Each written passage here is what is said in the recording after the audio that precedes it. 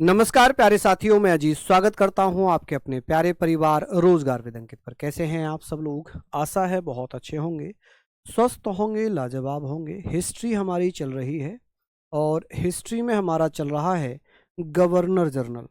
आप कहेंगे sir governor general, यहाँ पर हम गवर्नर जनरल के बारे में बात करेंगे और अच्छे से बेहतरीन तरीके से सारी चीज़ें पढ़ते हुए चलेंगे। गवर्नर जनरल में हमने कल लिट्टन तक पढ़ा था। आज हम बात करने वाले हैं, म्यो हमने पढ़ा था, लिट्टन हमने पढ़ लिया था। अब हम बात करेंगे रिपन की।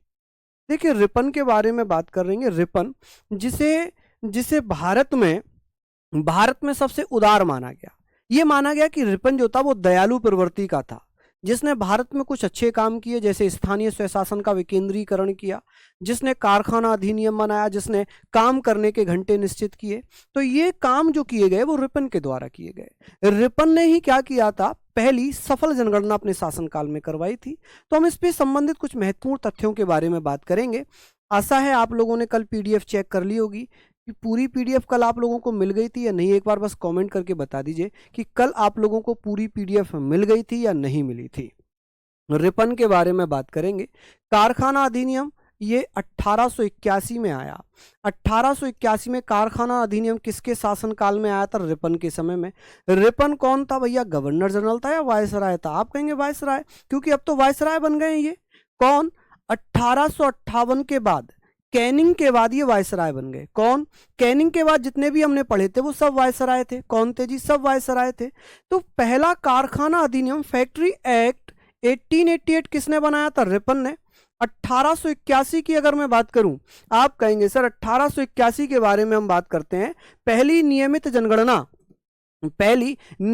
जनगणना, तो आप मुझे बताएंगे सर 1881 में पहली नियमित जनगणना स्टार्ट होती है कि सर जो कि पहली सफल जनगणना मानी गई। आप कहेंगे सर ये प्रथम सफल जनगणना मानी जाती है। और पहली सफल जनगणना किसके द्वारा कराई गई थी? आप कहेंगे रिपन के द्वारा। हालांकि भारत में पहली जनगणना किसने करी थी? तो आप कहेंगे म्यो ने करवाई थी, लेकिन वो असफल हो गई। तो फर्स्ट सफल जनगणना, फर्स्ट सक्सेसफुल सेंसस किसने करवाया था? रिपन के द्वारा कराया गया था। वर्नाकुलर प्रेस एक्ट को 1882 में खत्म कर दिया, रद्द कर दिया। वर्नाकुलर प्रेस एक्ट बनाया किसने था? 1878 में लिट्टन के द्वारा। किसके द्वारा बनाया था? लिट्टन के द्वारा बनाया था। हम यहां पर बात कर लेंगे। चलिए यहां पर हमने बात कर ली कि सर जल्दी से बताइए कि वर्नाकुलर प्रेस एक्ट या वर्नाकुलर एक्ट जिसमें अखबारों पर रोक लगा दी गई थी, लिट्टन के द्वारा बनाया गया था 1878 में। लेकिन इस वर्नाकुलर प्रेस एक्ट को रद्द किसने कर दिया था? रिपन ने। किसने कर दिया था? रिपन ने। कब? 1882 में। रिपन के समय 1883 में इल्बर्ट विल विवाद हुआ। इल्बर्ट विल क्या था? इल्बर्ट विल कोर्टनी इल्बर्ट द्वारा पेश किया गया। किसके द्वारा? आप कहेंगे सर कोर्टनी इल्बर्ट द्वारा पेश किया। ठीक है जी। इसमें क्या था? इसमें यह था कि भारतीय जज अंग्रेजों का मुकदमा सुनेंगे। जिस प्रकार अंग्रेज जज भारतीयों का मुकदमा सुनते थे, वैसे ही भारतीय जज भी अंग्रेजों का मुकदमा सुनेंगे, अंग्रेजों को सजाएं देंगे। जो गिल्टी पाया जाएगा उन्हें क्या करेंगे? सजाएं देंगे। ठीक है। वर्नाकुलर प्रेस एक्ट था अखबारों की स्वतंत्रता। ठीक है। वर्नाकुलर प्रेस एक्ट अखबारों पर रोक थी। ठीक है। अखबारों पर रोक किसने रद्द कर दी थी? किसने खत्म कर दी थी? रिपन ने। किसने लगाई थी? किसने? लिट्टन ने। ठीक है। तो इल्बर्ट विल एक कोर्टनी इल्बर्ट थे। इन्होंने कहा कि भाई जब भारत के भी व्यक्ति जज हैं, अंग्रेज व्यक्ति भी जज हैं, तो दोनों को बराबर अधिकार मिलने चाहिए। केवल अंग्रेज जज ही क्यों भारतीयों को सजाएं दे? भारत के जज भी तो अंग्रेजों को सजाएं दे सकते हैं। तो जब ये बात आई तो अंग्रेजों ने विरोध किया। अंग्रेजों ने कहा अच्छा हमारा मुकाबला करोगे? भारत के लोग, तुम में इतनी हिम्मत, हमारे मुकाबले पर आओगे? क्योंकि अंग्रेजों ने हर जगह लिखा हुआ था Indian a dog not allowed. हमारी तुलना कुत्तों से की जा रही थी, हमारी तुलना डॉग से की जा रही थी, है ना। अंग्रेजों के जो क्लब हुआ करते थे वहां पर Indians and dogs not allowed लिखा होता था। अब बताइए हमारी तुलना उनसे हो गई। तो भैया अंग्रेजों ने विरोध किया कि नहीं, अंग्रेजों के ऊपर केवल अंग्रेज जज ही मुकदमा सुना सकते हैं, भारत के जज अंग्रेजों को सजाएं नहीं दे सकते। इसे कोर्ट ने इलवर्ट कहा गया। बाद में जब विवाद बढ़ा तो ब्रिटिश सरकार ने कोर्ट ने इलवर्ट को ब्रिटेन में बुला लिया। कहां पर बुला लिया? ब्रिटेन में बुला लिया। नितेश जी, तो दोस्त आप थोड़ा थोड़ा इनको लिख लीजिए, ऐसे थोड़ी होगा आपने पूरा लिख लिया होगा तो कहीं जगह नहीं बची होगी, तो ऐसे लिख लीजिए, छोटी छोटी जगहें है ना, थोड़े थोड़े पॉइंट हैं, की पॉइंट है, इनको थोड़ा थोड़ा लिख लीजिए, है ना, थोड़ा सा लिख लीजिएगा। चलिए ये हमने पढ़ लिया कि सर कारखाना अधिनियम कब आया? 1881 में। किसके समय में? रिपन के समय। कौन था वायसराय जिस समय कारखाना अधिनियम आया? रिपन था। प्रथम नियमित जनगणना किसने कराई थी? पहली सफल जनगणना किसने कराई थी? रिपन ने कराई थी। कब? 1881-82 में। वर्नाकुलर प्रेस एक्ट को खत्म, रद्द किसने किया था? रिपन ने। कब? 1882 में। अब बात आ गई सर स्लॉट बुक कब होगा? एक था मेरी बहन, उम्मीद ये है कि जल्दी वेबसाइट चलने लग जाएगी, कुछ का होने लगा है, ठीक है, शायद अभी वो दिक्कत आ रही है उसमें, ठीक है। इलवर्ट बिल के बारे में बात करेंगे, कोर्ट ने इलवर्ट ने यहां पर भेजा था, ठीक है। चलिए बहुत बढ़िया सर, आप लुक लाइक रॉबर्ट क्लाइव। वाह भाई वाह, रॉबर्ट क्लाइव अंग्रेजों से क्या तुलना कर रहे हो? इनसे क्या तुलना, अंग्रेजों से तो बहुत ऊपर है हम, ठीक है। चलिए लिख लीजिए यहां पर। हमने बात कर ली कि सर स्थानीय स्वशासन का जनक किसे कहा जाता है? रिपन को। किसे कहते हैं? रिपन को। कि सर स्थानीय स्वशासन का जनक किसे कहते हैं? रिपन को कहते हैं, क्योंकि रिपन ने स्थानीय स्वशासन का विकेंद्रीकरण किया था 1882 में। इस कारण से क्या कहते हैं भैया, जल्दी से बता दीजिए। आप कहेंगे सर इसे स्थानीय स्वशासन का जनक कहते हैं। हंटर कमीशन किस लिए बनाया गया था? शिक्षा में सुधार के लिए। शिक्षा में सुधार। अब आप कहेंगे सर शिक्षा में सुधार की अगर बात हो रही है, शिक्षा में सुधार यानी कि उच्च शिक्षा में सुधार की बात यहां पर थी कि सर शिक्षा में सुधार या उच्च शिक्षा में सुधार, इसके लिए क्या बनाए गए? इसकी सिफारिश पर 2 विश्वविद्यालय बनाए गए। 1882 में पंजाब विश्वविद्यालय बना। कौन सा? पंजाब विश्वविद्यालय बना। पंजाब विश्वविद्यालय बनाया गया। पंजाब विश्वविद्यालय बनाया गया और 1887 में इलाहाबाद विश्वविद्यालय बनाया गया। कौन सा? इलाहाबाद विश्वविद्यालय। इलाहाबाद विश्वविद्यालय बनाया गया। विश्वविद्यालय। तो आप कहेंगे सर 1887 में इलाहाबाद विश्वविद्यालय की स्थापना, 1882 में पंजाब विश्वविद्यालय की स्थापना किसकी सिफारिश पर होती है? आप कहेंगे सर हंटर आयोग की सिफारिश पर। हंटर समिति भी आई थी, याद रखना, हंटर समिति 1919 में आई है जलियांवाला बाग हत्याकांड की जांच करने के लिए, जबकि हंटर आयोग 1882 में आया है। कब आया है? 1882 में, ठीक है जी। हंटर आयोग एक हंटर कमीशन था जिसने शिक्षा में सुधार, विलियम विल्सन हंटर इसका जो अध्यक्ष था, इसका अध्यक्ष कौन था? आप कहेंगे सर विलियम विल्सन हंटर। कौन था? William Wilson Hunter. William Wilson Hunter. William Wilson Hunter. Clear है क्या? यहां तक हमने पढ़ लिया, पीडीएफ से पढ़ लेना, कोई प्रॉब्लम नहीं चुलबुल जी, ठीक है। अब डफरिन की बात आती है। डफरिन ऐसे पूछा जाएगा जिस समय भारत में कांग्रेस की स्थापना हुई उस समय भारत का वायसराय कौन था? आप कहेंगे उस समय भारत का वायसराय कौन था? जल्दी से बताइए। आप कहेंगे सर कांग्रेस का गठन 28 दिसंबर 1885 में होता है, ठीक है। 28 दिसंबर 1885 में डफरिन के समय होता है। और इसका संस्थापक कौन था? कांग्रेस की स्थापना किसने की थी? आप कहेंगे सर संस्थापक कौन था? चलिए बताइए। संस्थापक था A.O. ह्यूम। कौन था? A.O. ह्यूम, ठीक है। हालांकि जब हम कांग्रेस के बारे में बात करेंगे तो उसमें चर्चा करेंगे, अभी तो हम केवल किसकी बात कर रहे हैं? तो आप कहेंगे सर गवर्नर जनरल की बात कर रहे हैं कि सर डफरिन के समय में क्या हुआ था कि कांग्रेस की स्थापना होती है 1885 में। और इसकी स्थापना कहां पर की गई थी? इसका गठन कहां पर किया गया था? गोकुलदास तेजपाल संस्कृत विद्यालय में। गोकुलदास तेजपाल, आप कहेंगे सर गोकुलदास तेजपाल संस्कृत विद्यालय, ठीक है जी, संस्कृत विद्यालय।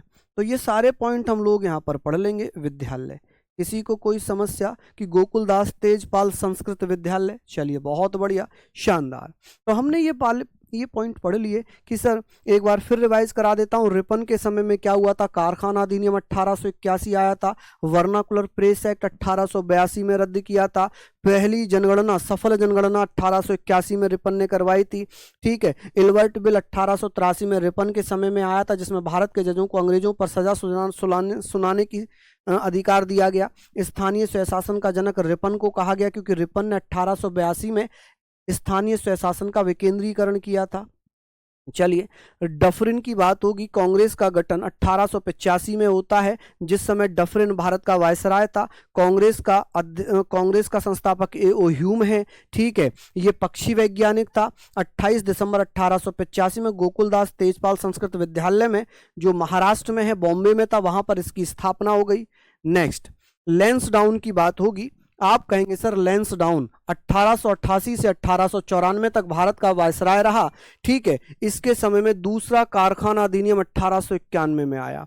कि सर दूसरा कारखाना अधिनियम किसके समय में आया था, तो आप कहेंगे सर ये बहुत इंपॉर्टेंट है, ये बहुत इंपॉर्टेंट है, कारखाना अधिनियम किसके समय में आते हैं, ठीक है। यहां पर हम ये बातें पढ़ते हुए चलेंगे।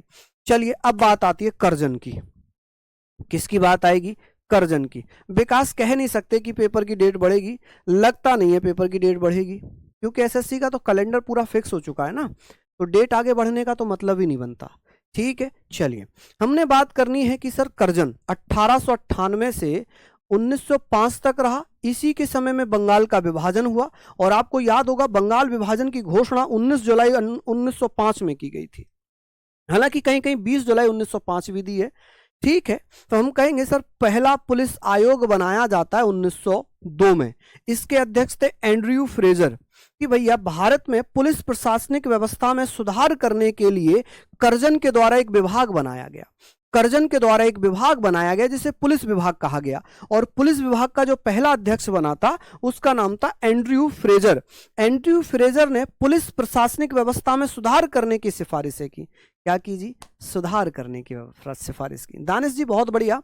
आगे बात करते हैं कि प्राचीन स्मारक सुरक्षा कानून 1904 में बनाया गया, कि जो पहली पुरानी इमारतें हैं, बिल्डिंग हैं, चाहे वो किसी के समय में भी हो, किसी के समय में भी हो, उनकी सुरक्षा की जाएगी। ये कानून किसने बनाया था, कर्जन ने। किसने, कर्जन ने, ठीक है। उसके बाद बात आती है 1903 में दूसरा दिल्ली दरबार का आयोजन हुआ। दूसरा दिल्ली दरबार का आयोजन हुआ, ठीक है। कर्जन के समय में पहला दिल्ली दरबार का आयोजन लिट्टन के समय में 1877 में, दूसरा कर्जन के समय में 1903 में, तीसरा हार्डिंग सेकंड के समय में 1911 में। अच्छा, बंगाल विभाजन इसके समय में हुआ, रद्द किसके समय में हुआ, हार्डिंग सेकंड के समय में, ठीक है। चलिए लिख लीजिए आप लोग, ये बात हम बात कर रहे हैं, फटाफट से लिखिए कि सर कर्जन दूसरा कारखाना अधिनियम कब आया था, 1891 में, 10 साल बाद, ठीक है। 1891 में पहला कारखाना 1881 में रिपन के समय में, दूसरा लैंसडाउन जब भारत का वायसराय था उसके शासनकाल में 1881 में। कर्जन के समय में क्या क्या हुआ, कर्जन के समय में 1905 में बंगाल का विभाजन हुआ। कर्जन ने कहा कि भारत में जो बंगाल है, बंगाल बहुत बड़ा है, इसकी प्रशासनिक व्यवस्था बड़ा मुश्किल से हो पा रही है, इसलिए इसे दो भागों में बांटा जाता है। दो भागों में बांटा जाता है, एक तो पूर्वी बंगाल में और एक पश्चिमी बंगाल में, ठीक है। एक पूर्वी बंगाल में, एक पश्चिमी बंगाल में, ठीक है। प्राचीन स्मारक सुरक्षा कानून, बच्चों मैं क्वेश्चंस इसलिए नहीं करा पा रहा हूं आप लोगों को क्योंकि समय कम है और अभी हमारा पास बचा हुआ है। राष्ट्रीय आंदोलन तो पूरा ही बचा जिसे हम आधुनिक भारत कहते हैं, है ना। हालांकि हम आधुनिक भारत की तरफ बढ़ चुके हैं, लेकिन हम गवर्नर जनरल पढ़ रहे हैं, अभी आधुनिक भारत काफ़ी है, तो इसलिए मैं क्वेश्चन नहीं करा पा रहा हूँ, ठीक है। तो आप परेशान मत होना। हाँ, जिस दिन मैं मैराथन कराऊंगा यकीन मानना कि मैं 250 से कम 300 से 500 क्वेश्चन कराऊंगा, जिसमें पूरा कंप्लीट रिवीजन हो जाएगा, जो गागर में सागर होगी। एक सिंगल क्वेश्चन हिस्ट्री से नहीं छोड़ूंगा, जो अभी दिल्ली पुलिस में पूछी गई है हिस्ट्री, क्योंकि अब नए पैटर्न पर तो ये हुआ, दिल्ली पुलिस है, CGL है ना, CHSL है, MTS है, यही हुए नए एग्जाम, तो उन्हीं के आधार पर हम कर लेंगे, समझ गए आप।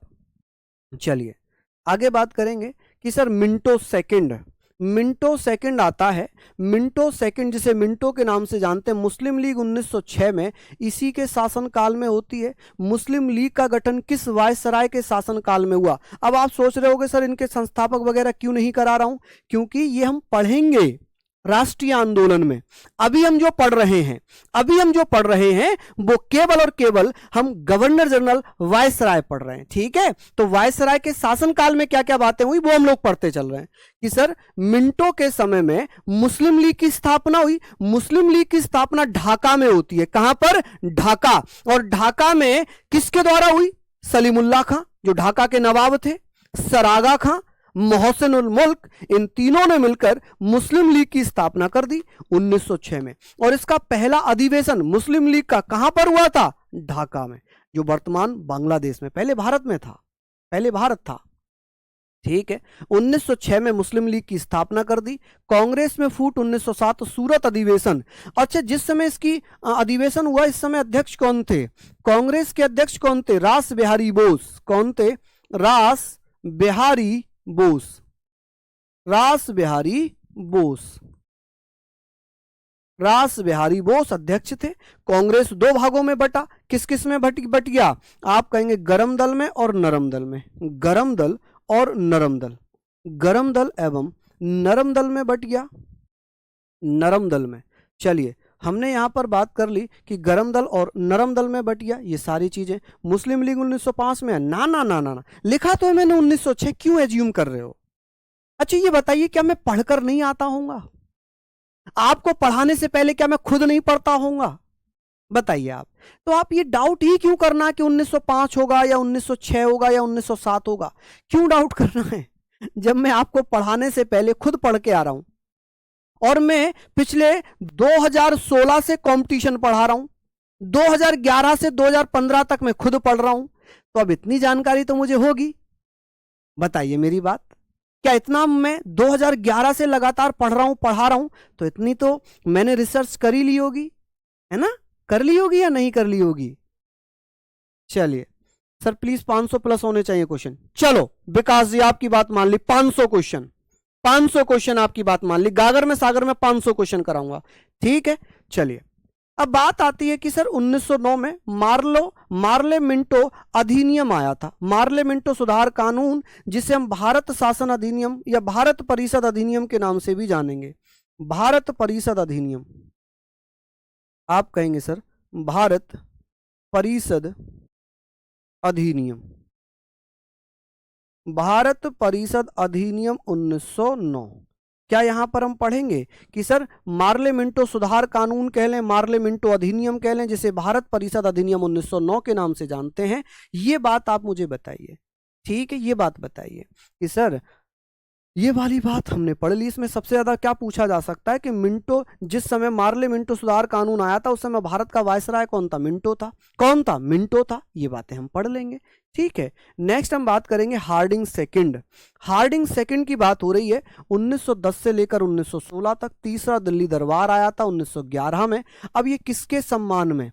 आप कहेंगे सर ये तीसरा दिल्ली दरबार किसके सम्मान में? किसके सम्मान में? तो आप कहेंगे सर किंग जॉर्ज पंचम, किंग जॉर्ज फिफ्थ भारत आया था, ठीक है। किंग जॉर्ज फिफ्थ भारत आया था। गांधी जी वापस किसके समय में आए थे? 9 जनवरी 1915 में महात्मा गांधी भारत लौटे थे साउथ अफ्रीका से। होम रूल लीग की स्थापना 1916 में होती है। कब होती है? 1916 में, यानी कि अप्रैल 1916 में किसने की थी? अप्रैल 1916 में की थी भैया बाल गंगाधर तिलक ने। किसने? बाल गंगाधर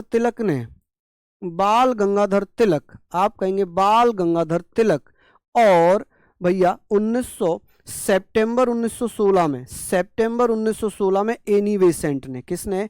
एनी बेसेंट ने, ठीक है जी, एनी बेसेंट ने। चलिए यहां पर लिख लीजिए कि सर बीएचयू की स्थापना हुई। बीएचयू की स्थापना बनारस हिंदू यूनिवर्सिटी 1920 में होती है। कब? 1920 में मदन मोहन मालवीय जी के द्वारा। किसके द्वारा? मदन मोहन मालवीय। आप कहेंगे सर मदन मोहन मालवीय जी, ठीक है, मदन मोहन मालवीय, इनके द्वारा भैया क्या किया गया, बीएचयू बनाया गया 1920 में। हालांकि बीएचयू था ये पहले किस नाम से जाना जाता था, आप मुझे बताइए जल्दी से मुझे बताइए। बहुत शानदार, हमने पढ़ा कि हार्डिंग सेकंड जो भारत में वायसराय था, इसके शासनकाल में तीसरा दिल्ली दरबार का आयोजन हुआ। किंग जॉर्ज पंचम भारत आया और किंग जॉर्ज पंचम ने क्या किया, 1911 में बंगाल विभाजन रद्द कर दिया। इसने क्या किया, 1911 में बंगाल विभाजन रद्द कर दिया। क्या कर दिया जी, बंगाल विभाजन रद्द कर दिया, बंगाल विभाजन रद्द कर दिया, बंगाल विभाजन रद्द किया, यानी कि पूर्वी बंगाल और पश्चिमी बंगाल को पुनः एक कर दिया गया, मिला लिया गया। ठीक है, हम यहां पर बात कर रहे हैं, ओहो बीएचयू 1916 में, पक्का।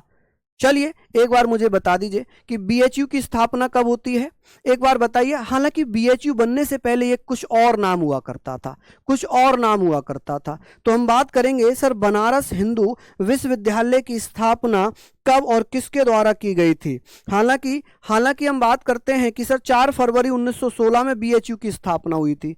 कब, 4 फरवरी 1916, माफी चाहूंगा मैंने 1920 लिख दी, ठीक है, माफी चाहूंगा। चलिए हमने यहां पर बिल्कुल, किसने बताया था, ये नाम है अंकज कुमार जी, धन्यवाद अंकज जी। चलिए अब ये सारे पॉइंट हमारे हो गए, ठीक है। होम रूल लीग की स्थापना अप्रैल 1916 में बाल गंगाधर तिलक ने की थी, सितंबर 1916 में एनी बेसेंट ने की थी।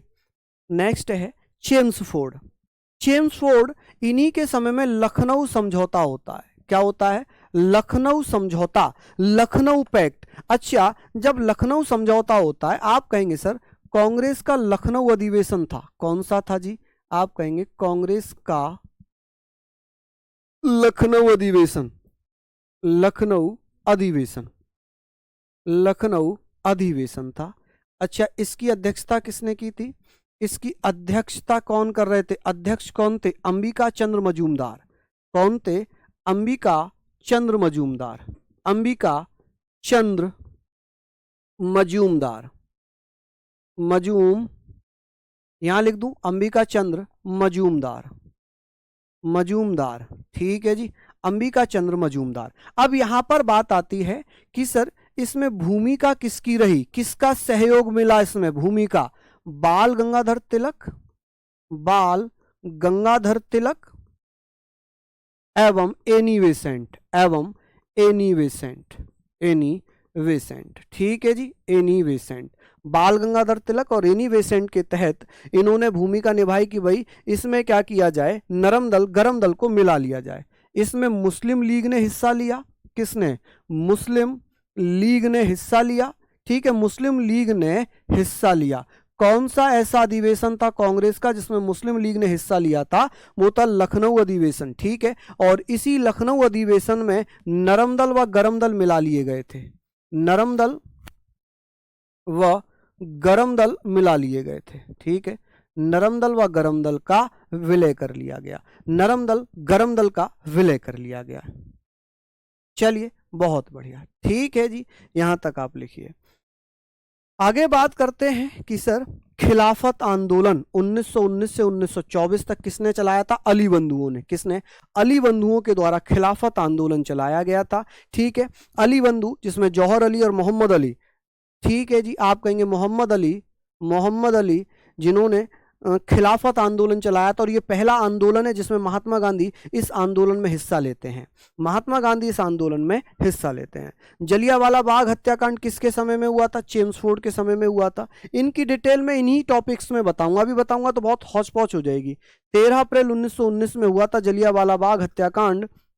जलियांवाला बाग नरसंहार इसका नाम कर दिया गया है कि इसमें क्या था कि जनरल डायर ने गोलियां चलवा दी थी, 79 लोगों पर गोलियां चलवाई, 369 लोग इसमें मारे गए, ठीक है, शहीद हो गए, इनफैक्ट शहीद कहेंगे, शहीद हो गए। चलिए आगे बात करेंगे कि सर रोलेक्ट एक्ट ब्रिटिश सरकार के द्वारा भेजा गया, रोलेक्ट एक्ट ब्रिटिश सरकार के द्वारा भेजा गया, जिसे काला कानून महात्मा गांधी ने कहा था।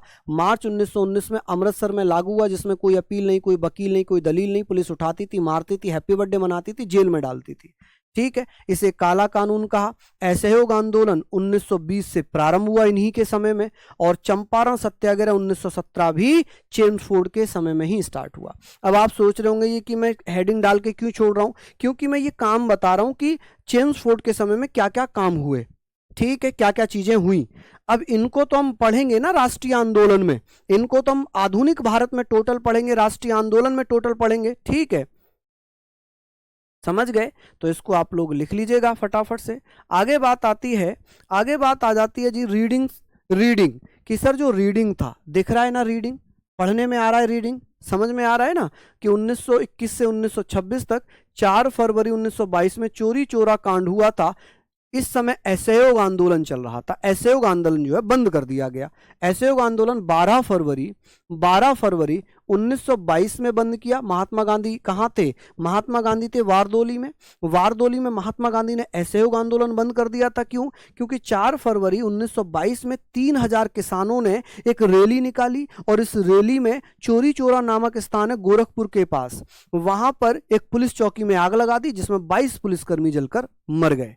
ठीक है। स्वराज पार्टी का गठन 1923 में हुआ, मोतीलाल नेहरू और चित्तरंजन दास के द्वारा इसका गठन किया गया स्वराज पार्टी का। किसके समय में? कौन था उस समय वायसराय? रीडिंग था। कौन था? रीडिंग था। एचआरए का गठन किस वायसराय के समय में हुआ था? HRA, Hindustan socialist Republican association, या इसे हम क्या कह सकते हैं, इसका पूरा नाम क्या है? आप कहेंगे सर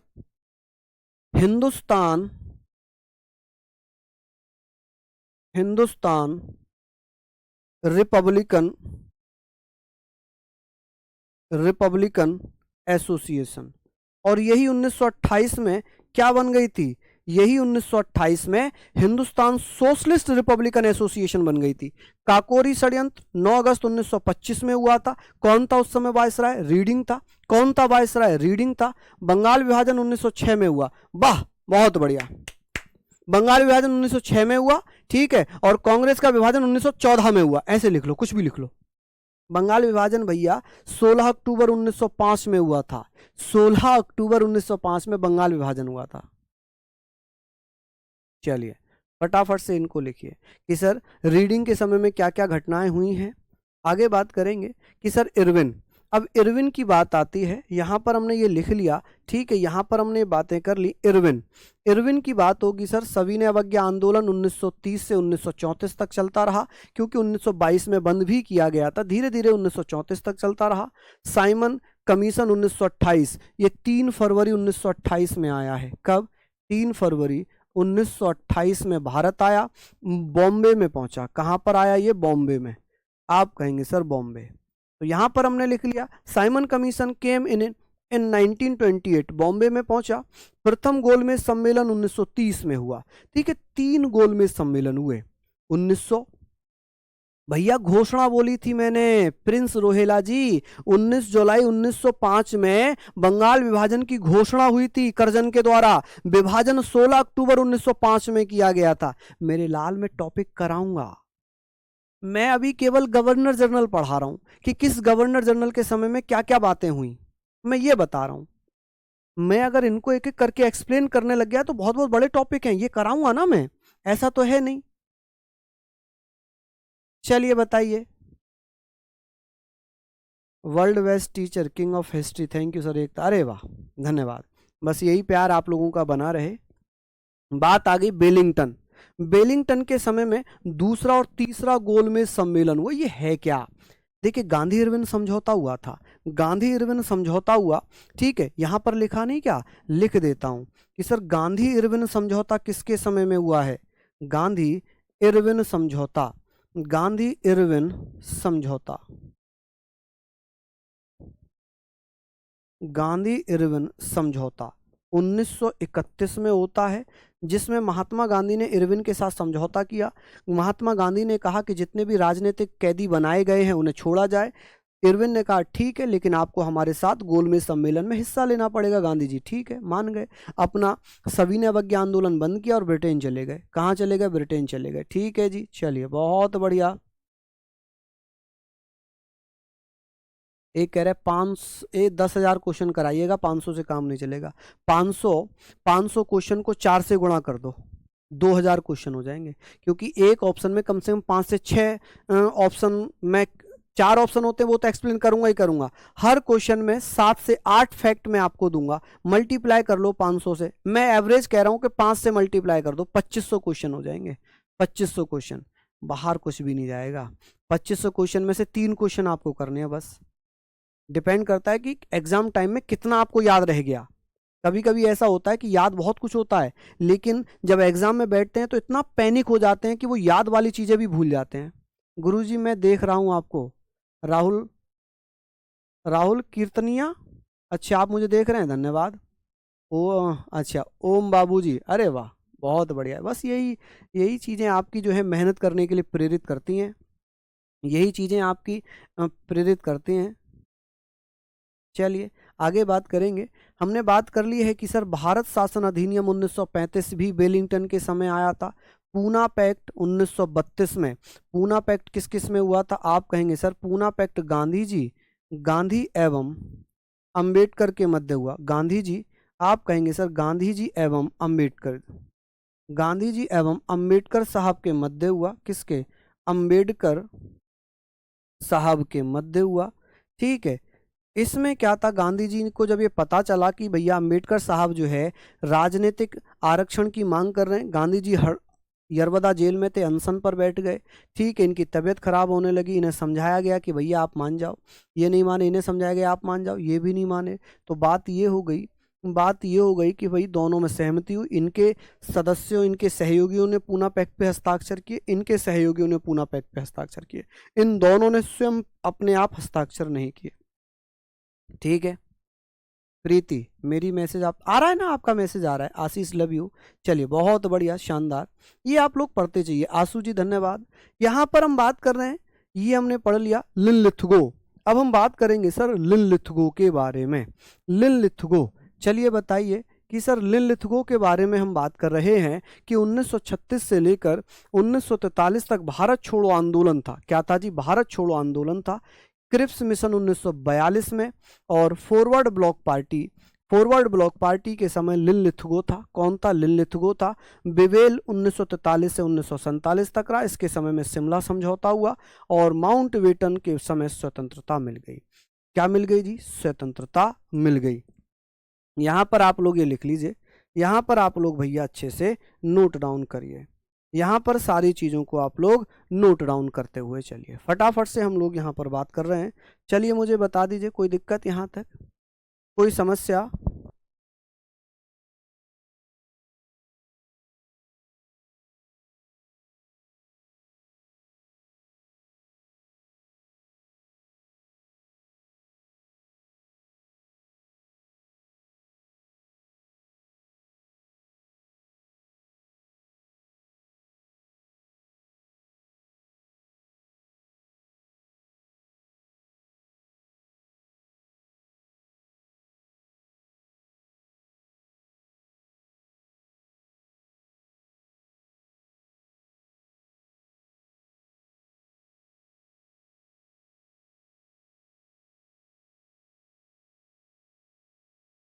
चलिए 1 मिनट, ये लिखिए, फटाफट से लिख लीजिए, है ना, ये सारी चीज़ें आप लिख लीजिए।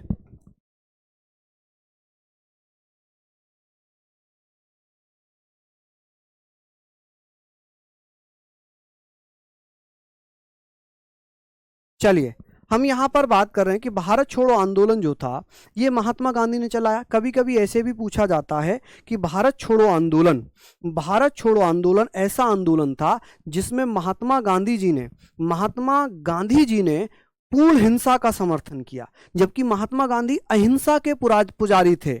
वो ये नहीं चाहते थे कि हिंसा हो, लेकिन महात्मा गांधी ने कहा कि अब बहुत कुछ हो चुका है, करो या मरो का नारा महात्मा गांधी ने दिया भारत छोड़ो आंदोलन में, कि अब भाई हमने बहुत सहन कर लिया, अब हम नहीं सहन करेंगे। ठीक है, अब तो आर्या पार की लड़ाई है। क्रिप्स मिशन कि भैया 1942 में आया था, स्टेफोर्ड क्रिप्स के नेतृत्व में आया था। ठीक है, फॉरवर्ड ब्लॉक पार्टी ये किसने बनाई थी? इसके संस्थापक कौन थे? आप कहेंगे सर इसके संस्थापक कौन थे? फटाफट से बताइए। इसके संस्थापक थे, क्या नाम था इनका? तो आप कहेंगे सर सुभाष चंद्र बोस। कौन?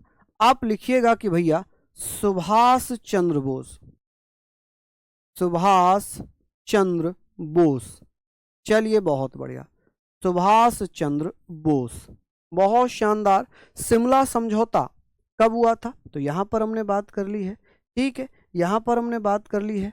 आगे बात करेंगे माउंट बेटन। अच्छा, स्वतंत्र भारत के समय जो अंतिम वायसराय था वो माउंट बेटन था, और यही स्वतंत्र भारत का पहला क्या बन गया था, गवर्नर जनरल। शिमला समझौता, भैया ये शिमला समझौता 1946 वाला है, 1972 वाला अलग है। 1972 तो आजादी के बाद हुआ था, ठीक है, ये आजादी के बाद अगर पूछा जाए, आजादी के बाद कब हुआ था, 1972 में। लेकिन हम तो गुलामी की बात पढ़ रहे हैं ना, हम तो गुलामी के बारे में बात कर रहे हैं, ठीक है। चलिए ये हमने पढ़ लिया यहां तक। अब हम बात करेंगे सर, यहां तक हमने पढ़ा, अब हम बात करने वाले हैं किसके बारे में, हम यहां पर बात करेंगे भैया किसके बारे में, तो हम पढ़ रहे हैं मुगल वंश के बारे में। अब हम स्टार्ट करेंगे, ठीक है। हालांकि मुगल वंश से क्वेश्चंस तो नहीं पूछे गए हैं, एक आध क्वेश्चन पूछा गया, लेकिन पढ़ाना पड़ेगा, है ना। कभी आ जाए तो फिर क्या होगा, है ना, आ जाए तो फिर क्या होगा, तो दिक्कत हो जाएगी, तो इसलिए मैं यहां पर बता रहा हूं, ठीक है। चलिए अब बात आती है मुगल वंश के बारे में। हम यहां पर बात करेंगे मुगल वंश। मुगल वंश 1526 से लेकर 1858 तक रहता है। मुगल वंश का संस्थापक था बाबर। बाबर का मतलब क्या है, बाबर का अर्थ क्या है, इसका अर्थ होता है निडर। क्या मतलब है इसका, निडर, यानी कि निर्भीक, निडर, ठीक है, जो डरता ना हो। बाबर का जन्म 1483 फरगना में हुआ था, और फरगना उज्बेकिस्तान में पड़ता है। कहाँ पड़ता है, उज्बेकिस्तान। कि वर्तमान उज्बेकिस्तान में कौन कौन सा जगह है जहां पर बाबर का जन्म हुआ, फरगना। पूरा नाम है जहीरुद्दीन मोहम्मद बाबर। अच्छा, बाबर का मूल नाम क्या था, मूल वंश कौन सा था, बाबर का मूल वंश कौन सा था। आप कहेंगे सर मूल वंश था, मूल वंश का नाम था चगताई वंश। क्या नाम था, चगताई वंश। आप कहेंगे चगताई वंश। पिता थे उमर शेख मिर्जा, लिखवाया तो नहीं, मैंने लिखवा रखा है। चलिए यहां पर हमने बात कर ली कि सर मूल वंश था चगताई वंश। जब बाबर भारत नहीं आया था तब ये किसका था, आप कहेंगे सर ये किसका हुआ करता था, चगताई वंश का। लेकिन जब ये भारत आया तो भारत में ये मुगल वंश को जन्म देता है। अच्छा, मुगल वंश का नामकरण कैसे हुआ, बाबर के पिता का नाम था उमर शेख मिर्जा। उमर शेख मिर्जा तैमूर वंशज थे, और इसकी माता थी कुतुब निगार खानम। कुतुब निगार खानम मंगोल वंशज थी। तो तैमूर और मंगोल के मिश्रण से क्या बन गया, क्या बन गया भैया, आप कहेंगे मुगल वंश बन गया। क्या बन गया, मुगल वंश बन गया, ठीक है। चलिए बहुत बढ़िया।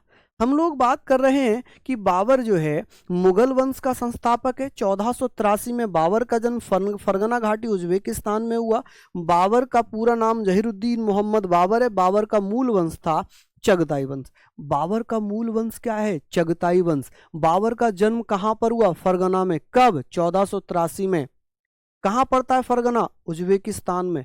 फरगना के राजा हुआ करते थे उमर शेख मिर्जा, जो बाबर के पिता थे, ठीक है। चलिए लिख लीजिए आप। अब बात आती है कि सर पिता कौन थे बाबर के। पिता का नाम था उमर शेख मिर्जा, जो फरगना के राजा थे। और बाबर के पिता की मृत्यु हो गई 1494 में। कब हो गई, 1494। कुंदन मेरे दोस्त, मैंने यहां लिख दिया भाई, मुझे लग रहा है कि आप ज्यादा ही थोड़ा सा परेशान हो गए।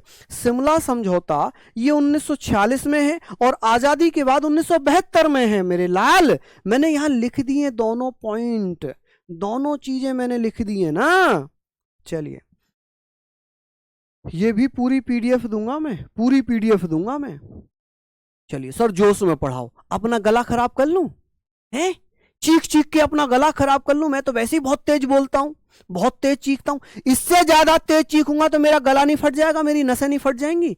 हाँ बेटे, मेरी भी एक बीवी है, एक बच्चा है, माँ बाप हैं, उनका ध्यान कौन रखेगा, कौन रखेगा उनका ध्यान, बताओ।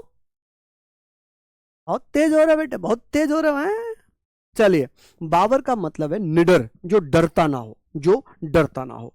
चलिए अब इसका बात करेंगे। पूरा नाम जहीरुद्दीन मोहम्मद बाबर है, और मूल वंश है चगताई वंश। क्या है, चगताई वंश। बाबर के पिता का नाम है उमर शेख मिर्जा, जो फरगना के राजा हुआ करते थे। फरगना उज्बेकिस्तान में है। मृत्यु 1494 में हो गई। बाबर मात्र 11 वर्ष की आयु में फरगना की गद्दी पर बैठा। बाबर जो है मात्र 11 वर्ष की आयु में किस पर बैठ गया? फरगना की गद्दी पर बैठ गया। माता कुतुब निगार खानम, ये कौन थी? ये मंगोल वंशज थी। मंगोल वंशज। आप कहेंगे सर मंगोल वंशज थी ये, ठीक है। और पिता जो थे ये तैमूर वंशज थे। कौन थे जी? तैमूर वंशज। तैमूर वंशज, ठीक है। तो इन दोनों के मिश्रण से एक नया वंश बना जिसे मुगल वंश कहा गया। मुगल वंश का मूल वंश था इसका चगताई वंश, यानी कि भारत में आने से पहले बाबर का जो वंश था वो चगताई वंश था। कौन सा? चगताई वंश था। चलिए अब बात आती है माता की ओर से मंगोल नेता चंगेज खान का वंशज था और पिता की ओर से तैमूर वंशज था, ठीक है। इस कारण इसके वंश का नाम पड़ गया मुगल वंश। पुत्री थी गुलबदन बेगम, ठीक है। बाबर की बेटी थी गुलबदन बेगम, जिसने हुमायूं नामा लिखा है। क्या लिखा? हुमायूं नामा। यह पुस्तक फारसी में लिखी है। किस में लिखी है? फारसी। ऐसे क्वेश्चन पूछा जाएगा कि सर फारसी भाषा में कौन सी किताब गुलबदन बेगम ने लिखी? हुमायूं नामा। गुलबदन बेगम मुगल वंश की पहली महिला है जिसने कोई पुस्तक लिखी है। प्रथम महिला जिसने क्या लिखी है? आप कहेंगे सर ये पहली महिला है जिसने कोई पुस्तक लिखी है। प्रथम महिला जिसने कोई पुस्तक लिखी वो कौन था? मेरा प्रयास है कि मैं इसको जो है सैटरडे में खत्म कर दूंगा, सैटरडे में, क्योंकि सैटरडे में मैराथन लगाऊंगा बड़ी और सैटरडे में इसको खत्म करूंगा, क्योंकि अभी आपकी फिर गागर में सागर भी तो स्टार्ट होंगी। गागर में सागर तो स्टार्ट होंगी। अभी तो क्लास चल ही रही है, जितनी भी हम कवर कर पाएंगे, ठीक है। उसके बाद सैटरडे में पूरी बड़ी क्लास लेकर खत्म, पूरी बड़ी क्लास लेकर खत्म, ठीक है जी। तो यहां पर हमने पढ़ लिया कि पहली महिला पहली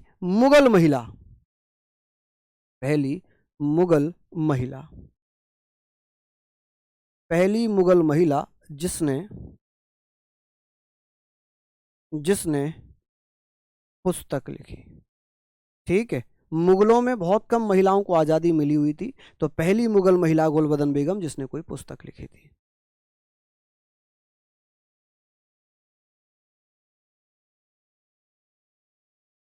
चलिए बहुत बढ़िया, लिख लीजिए आप लोग। यहाँ पर हम बात करेंगे सारी चीज़ों के बारे में, हम यहाँ पर बात कर रहे हैं। लिख लीजिए फटाफट से।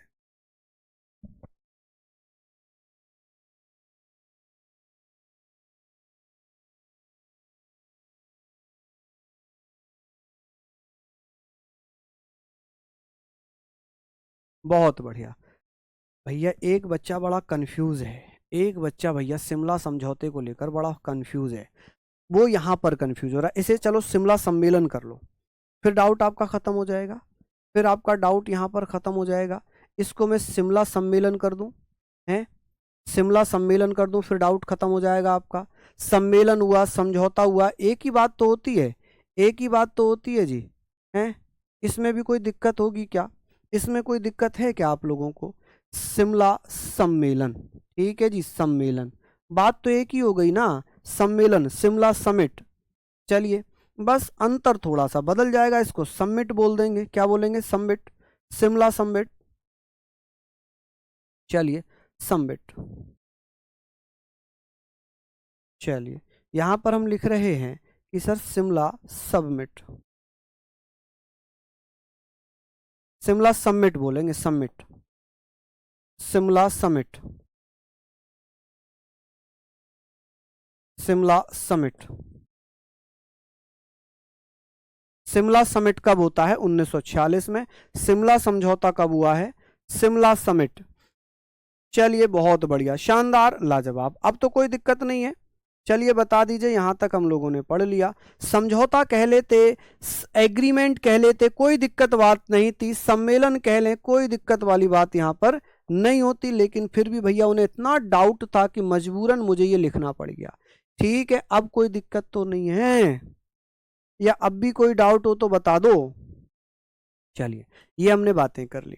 आगे बात होगी कि सर राज्याभिषेक, जब उमर शेख मिर्जा की मृत्यु हुई, बाबर के पिता की मृत्यु हो गई 1494 में।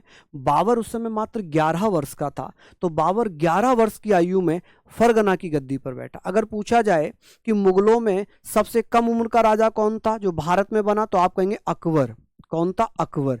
आप कहोगे अकबर तो 13 साल 4 महीने का बना था। बिल्कुल, ये तो 11 साल का बना था, तो इसको क्यों नहीं बताया मैंने? क्योंकि ये फरगना में राजा बना था, भारत में नहीं। भारत में तो 1530 में आया था। कब आया? 1530 में। चलिए, प्रीतम कुमार जी, लखराम जायसवाल जी, लव यू भैया, सभी को लव यू। चलिए, हम बात कर रहे हैं जी 1501 में समरकंद पर आक्रमण किया बाबर ने, और 1504 में काबुल पर कब्जा कर लिया, और 1507 में बाबर ने भैया क्या किया? बाबर ने शाहरुख नामक सिक्के चलाए थे। बाबर ने क्या किया? चांदी के सिक्के बांटे। चांदी के सिक्के, चांदी के सिक्के किसको दिए थे? प्रत्येक काबुल वासी को चांदी के सिक्के बांटे।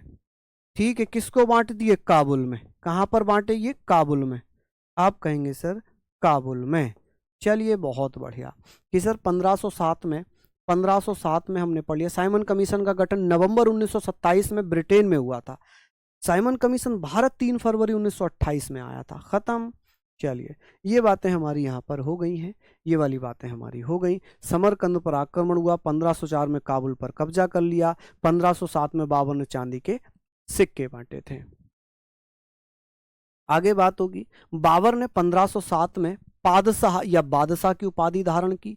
कलंदर, उदारता के कारण पानीपत के प्रथम युद्ध के बाद बाबर ने कलंदर की उपाधि धारण की। गाजी, खानवा के युद्ध के विजय के बाद बाबर ने गाजी की उपाधि धारण की थी, जिसका मतलब होता है जी काफिरों को मारने वाला। और बाबर की नज़रों में काफिर कौन थे? जो नॉन मुस्लिम्स थे, यानी कि मुसलमानों को छोड़कर बाबर की नज़रों में सभी काफिर थे। सभी काफिर थे, चाहे वो हिंदू हो, चाहे वो सिख हो, चाहे वो कोई भी हो। केवल मुसलमान ही उसके लिए ठीक थे, बाकी सभी काफिर थे। ये गाजी का मतलब है। ठीक है, ये गाजी का मतलब है। अनुयायी का मतलब है नक्शबंदी। नक्शबंदी सूफी ख्वाजा उबैदुल्ला अहरार का अनुयायी था। कि बाबर किसको मानता था? तो भैया किसको मानता था? तो ये तो बहुत इंपॉर्टेंट नहीं है, कब केवल ये पूछ लेता है गाजी की उपाधि धारण करने वाला मुगल शासक कौन था? बाबर। बादशाह या पादशाह की उपाधि धारण करने वाला कौन था? बाबर। कलंदर की उपाधि धारण करने वाला कौन था? बाबर। खत्म हो गई चीजें। चलिए चलिए, इसके कुछ महत्वपूर्ण तथ्य हैं। देखिए, ये मैं आपको पूरी पीडीएफ यहाँ पर दे रहा हूँ। पूरी पीडीएफ में बाबर से संबंधित पूरी पीडीएफ आपको प्रोवाइड करवा रहा हूँ। तो आशा है आप लोग इसको पढ़ लेंगे, है ना। ये सारी चीज़ों को आप लोग नोट डाउन कर लेंगे। यहाँ से ज़्यादा आपको कुछ नहीं मिलेगा। ठीक है, मैंने पूरा मुगल इसमें दे दिया है, तो आशा है आप लोग इसको अच्छे से शानदार तरीके से पढ़ते रहेंगे। ठीक है जी, शानदार तरीके से आप लोग इसमें पढ़ते रहेंगे। ठीक है, ये पूरी पीडीएफ आप निकलवा लेना। ठीक है, चाहे तो इसमें से पढ़ लेना। जो भी चीज़ें आप यहाँ पर पढ़ेंगे सब कुछ आपके लिए बहुत महत्वपूर्ण रहने वाला है। ठीक है जी, तो जितना ख़त्म हमारा सैटरडे तक हो पा रहा है, ठीक है, उसके बाद सैटरडे में एक बड़ी क्लास लगा लेंगे, बाकी और क्लास बंद करवा देंगे, फिर हम अपना अच्छे से पढ़ते हुए चलेंगे। ठीक है, तो सभी को बहुत बहुत धन्यवाद। क्या कह रहे हैं सर? पवन सर, हम आपके कुछ नहीं लगते? वाह सर, अच्छा सिला दिया आपने। अरे पवन, कैसी बात कर रहे हो आप ऐसे क्यों मान रहे हो भाई? आप मेरे भाई हो यार, आप सब मेरे भाई बहन हो। आपने कैसी बात कह दी कि आप मेरे कुछ नहीं लगते? ये तो दिल दुखाने वाली बात हो गई ना पवन। इतना प्यार कर रहा हूं मैं आप सब लोगों से, और आप कह रहे हो सर आप मेरे कुछ नहीं लगते। ये तो दिल दुखाने वाली बात हो गई, दिल तोड़ने वाली बात हो गई। पवन, ये थॉट आपके मन में आया कैसे? ये थॉट आपके मन में आया कैसे? हैं, बताइए। चलिए, कोई बात नहीं। अब आप मेरे अपने, इसीलिए मुझसे नाराज हो रहे हैं। इसी में आपका प्यार छिपा है। अगर आप नाराज नहीं होते ना, तो फिर आप में और मेरे अंदर अपनापन होता ही नहीं। आप मुझसे नाराज हो रहे हैं, इसका मतलब आप मुझसे प्यार करते हैं, आप मुझे अपना भाई मानते हैं, है ना। समझ गए? चलिए, तो ये सारी चीज़ें बात कर ली हम लोगों ने। मुगल वंश बहुत बड़ा है जी, बहुत बड़ा है मुगल वंश। ठीक है, चलिए चलिए, बहुत बढ़िया, धन्यवाद, नमस्कार।